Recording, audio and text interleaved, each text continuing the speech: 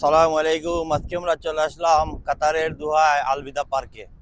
অনেক বড় একটি পার্ক এটা। ফ্যামিলি নিয়েও আসতে পারেন, খুব সুন্দর। চতুর্দিকে মনোরম পরিবেশ। এখানে কেল্লাও রয়েছে, উঁচু উঁচু পাহাড় রয়েছে, টিলা রয়েছে, ভয়ঙ্কর জঙ্গলও আছে ওই সিটি গেলে। আর এই যে পার্কের ভিতর দিয়ে একটি রাস্তা করেছে, খুব সুন্দর। এটি হচ্ছে কাতারের আলবিদা পার্ক। আর এখান থেকে দেখুন সিটি সেন্টারের ভিউ, ওয়েস্টবি, খুবই চমৎকার। এখানে স্কাইলাইন ভিউ দেখুন, খুবই অসাধারণ। এই যে স্কাইলাইন ভিউ, খুবই সুন্দর। আর আমার সাথে আমার মামুলাল রয়েছেন। কি كيفك؟ খবর মামু? كيفك تمام؟ হ্যাঁ মাম্বু। এ কবায়ান, السلام عليكم. কেমন আছো? আছি আলহামদুলিল্লাহ, আপনারা সবাই ভালো কাতার আছেন? কেমন লাগতেছে? লাগতেছে আলহামদুলিল্লাহ, ভালো লাগতেছে। কাতার দেশটা কেমন? আপনার দেশটা অনেক বেশি পরিষ্কার।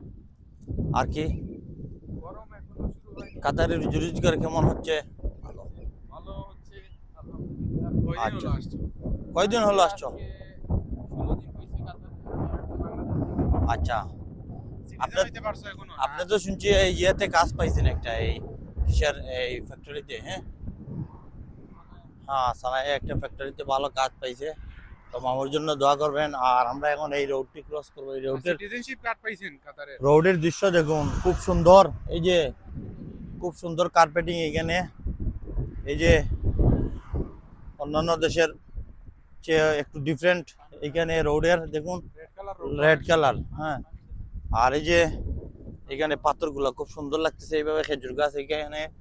আর এই সাইডে দেখুন, খুব সুন্দর। প্রতিদিন এইভাবে সকাল বিকাল প্রতিটি জায়গায় যে এখানে গাছ আছে সেখানে এইভাবে পানি দেওয়া হয়।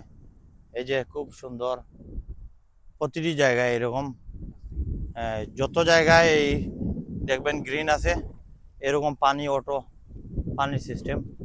আর পার্কটি খুবই সুন্দর চমৎকার। এটি পড়েছে এই সুক এরিয়া থেকে একটু দূরে। আলবিদা, এই জায়গাটির নাম আলবিদা পার্ক। বিশাল বড় একটি পার্ক।